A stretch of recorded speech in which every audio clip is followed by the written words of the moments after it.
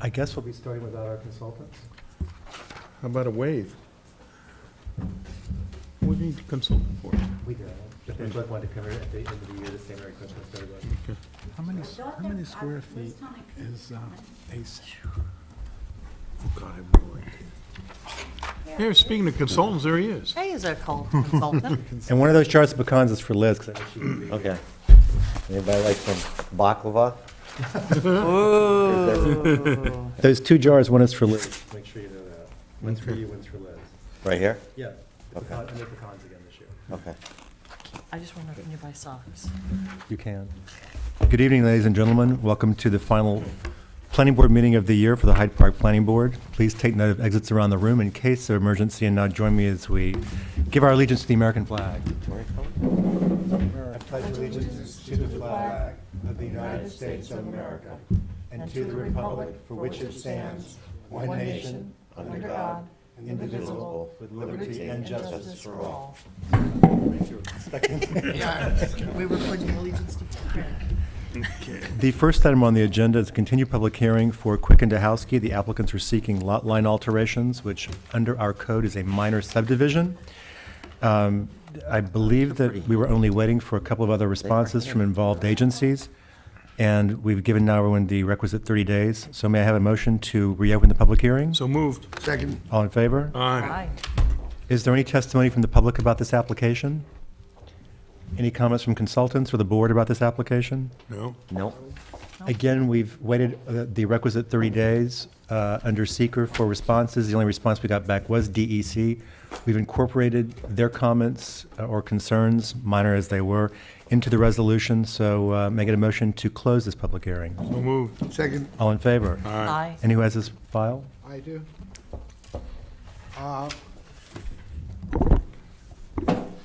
First, the impact assessment. Does the action exceed any type 1 threshold in 6 NYCRR Part 617.4? No. No. B, will the action receive coordinated review as provided for unlisted actions in 6 NYCRR Part 617.6? No. No. Could the action result in any adverse effects associated with the following? Existing air quality, surface or groundwater quality or quantity, noise levels, existing traffic patterns, solid waste production or disposal, potential for erosion, drainage, or flooding problems? No. No. Because there's no construction planned whatsoever. Aesthetic, agricultural, archaeological, historic, or other natural or cultural resources or community or neighborhood character? No. No. Here, let me write. Vegetation or fauna, fish, shellfish, or wildlife species, significant habitats, or threatened or endangered species? No, but we should note that we've added, that one of the conditions is to add a note on the site, or the map, I should say, the plat, indicating that there is a known, or there has been sited an Indiana bat colony nearby, and that, as a consequence, trees should not be removed between certain dates when they're nesting. Okay. April 1st to October 31st, I think. Right.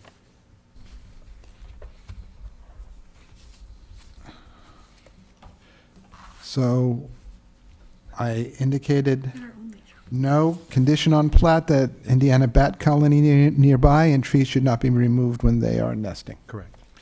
A community's existing plans or goals is officially adopted, or a change in use or intensity of the use of land or other natural resources?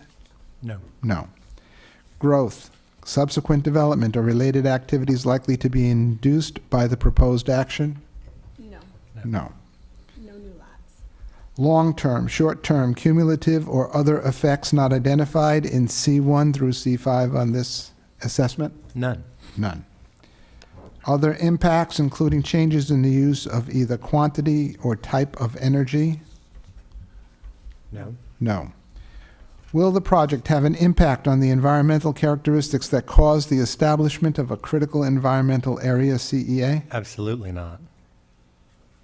Is there or is there likely to be controversy related to potential adverse environmental impacts? And considering we had no public comment, the answer would be no. No. Correct. Okay, so that completes. Thank you. You're welcome. There goes our neighbor.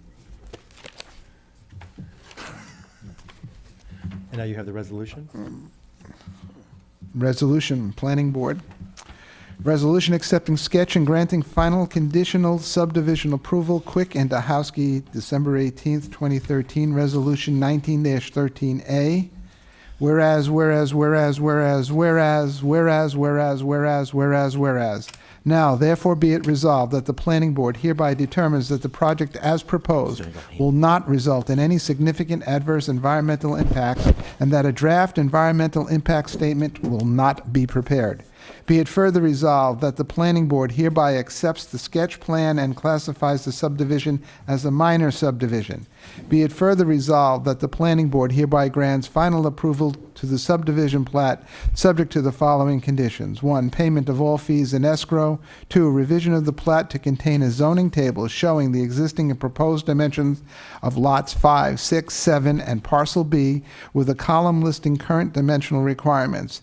3, revision of the plat to contain the following notes. 1, disturbance within 50 feet of hill and hollow lake may require protection of waters permit from the New York State Department of Environmental Conservation. And 2, the site is located within or near an Indiana bat colony. No trees shall be removed from parcel B, lot 7, or combined lot 5 and 6 between April 1st and September 30th of each year.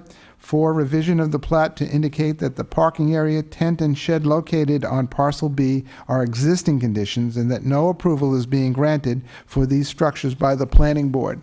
5, revision of the plat to contain the following note on parcel B. The Hill and Hollow Country Estates Dam, a Hazard B dam regulated by the New York State Department of Environmental Conservation, is located on this lot.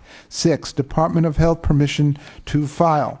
7, town engineer shall review the plot plan for parcel B at time of building permit application to ensure the pond overflow and drainage outlet swale are not impacted by the proposed construction of house and driveway and associated improvements.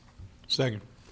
Just as a way of discussion, the last condition is added as a way to ensure that, we've been told that this is not, they're not going to build anytime soon, but for the future, if this is sold and someone wants to put a house on it, this will add just a level of review to ensure that what's proposed is consistent with what's already there in terms of protection. I think the idea is so that's not in a floodway. Right. Yeah. You know, the overflow path of the pond. No, this makes a lot of sense, because we would hate to see a future resident, a garage washed away or something Yeah, else. And we've already seen that happen on the case we have right now in Statsburg. So any further discussion? All in favor? Aye. Any opposed or abstained? The motion carries unanimously. Congratulations, Mr. Dworak. You saw it through to completion. If there are any questions you have about any of the conditions, feel free to speak to Tad or Pete, just to make certain. It's about Okay, time, now. Jack. What took you all this? What took you so long? Thank you very much, then. The next item on the agenda is under other business. Four Seasons Deli, if you'll recall, this is the one located at 1 Bircher, across from St. James Antiochian. I know, me neither. One of the conditions, number 3, indicated that they needed to show proof of the occupancy and use permit from DOT in order to allow parking, as well as some curbing inside DOT right-of-way. If you'll recall, the DOT right-of-way kind of goes way into this site, or the way it's been utilized in the past. His sign's been on it, et cetera. We received a letter from Chuck Walter, the head of permitting, indicating that DOT would prefer to have it be 4 feet wide, not 6, and that they would like it to be solidly curbed.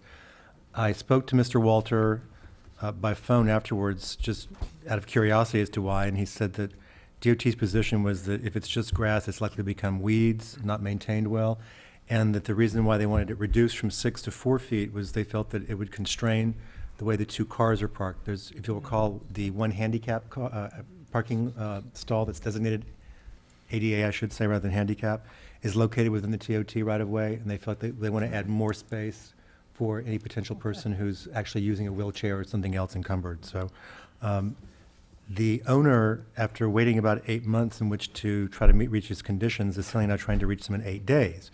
And according to Ms. Knapp, he's actually done pretty well on this and would like to have the site plan finally signed. So this is one of the last ones that he can't meet because DOT won't let him. We're also still waiting for the letter Department of Health. We've had some verbal comments from them, but no actual Email, I think, confirmation. too, right? Yeah, so that's another condition we'll have to meet. But we can assist them with this one. So who has this file? Be me. Thank you. Resolution number 59-12B. Whereas, now therefore it be resolved that the planning board hereby amends resolution number 59-12A by deleting condition 3 and by replacing it with a new condition 3 to read as follows.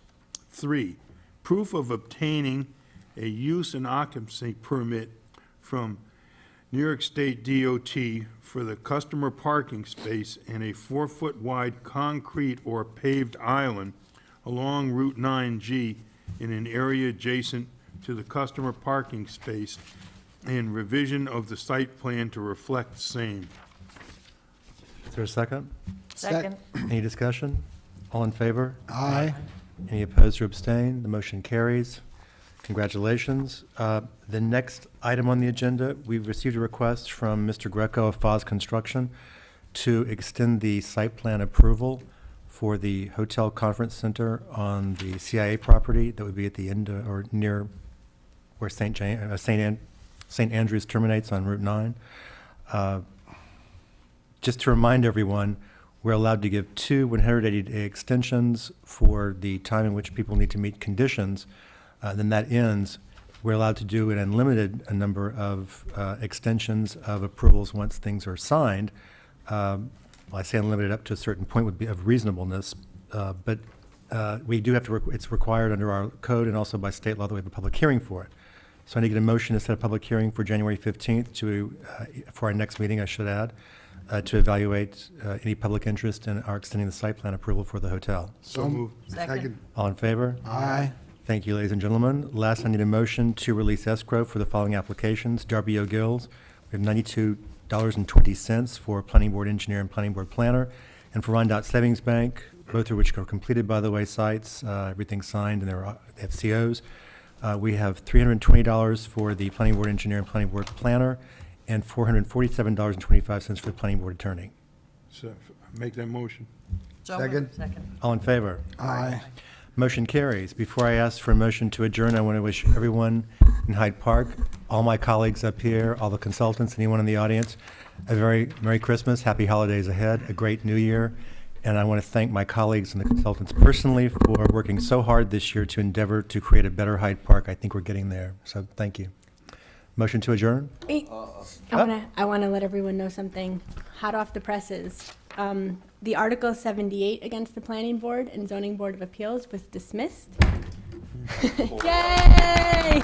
It was St. James versus Town of Hyde Park, and You mean it wasn't settled in our favor? It was dismissed?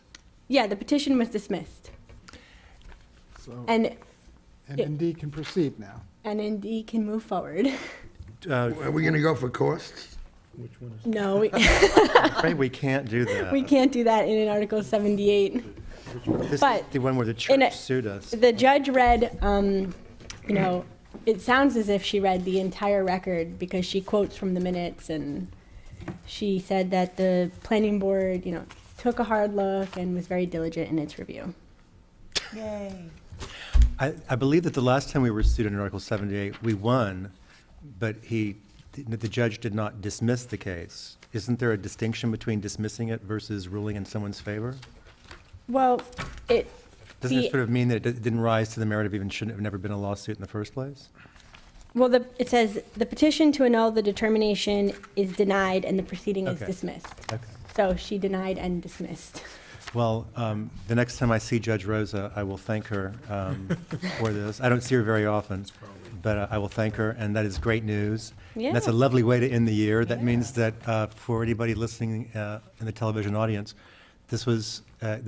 means that the gas station that's sat empty for about 5 years now, that's at Yates and 9G, will allow to go forward. It's a great commercial application. The building will be improved with a peaked roof, new landscaping, new sidewalks, new lighting, all sorts of nice bonuses for our community, and it'll also get back onto the tax rolls. So that's fantastic news. Yeah, I'll email it to Donna so she can email it to That's the great. board. I have a technical question. Now, we approved it, and that starts a clock on construction. Does that get extended automatically? No. This was explained at the time when we approved it, that, or at the time to his attorney, I should say, to Mr. Ahmed's attorney, that when we were sued for approving Gilbert Farms, they thought that that meant that there was a stay on when the Right. clock started, but under our code, there is no stay. So they have a year in which to start substantial construction, Right. or to complete, I should say, or 2 years to complete. I'm not sure, do they have a signed site plan? No, they don't have a sign. But they have not, I was going to say, they have not actually met all the conditions for signing the site plan. So- So they should get moving on that. I was gonna say, yeah. Ms. Polidoro, can you contact their attorney or his attorney? I will. And Mr. Sotero, would you like to contact the engineer to tell them they should move now on completing the conditions?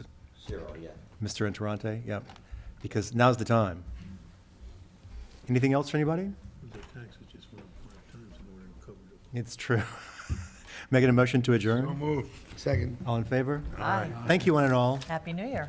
Thank you, Mr. Dvorak. Jack? Very cool. Very nice. Yeah, I mean, Very nice. it's like I said, they're gonna have to go a little bit further with this is what Dollar General wants. Can I just, This is what they want. Oh, I know, I gagged on that, but the one thing, If you want to pass it around. as you do drive around now,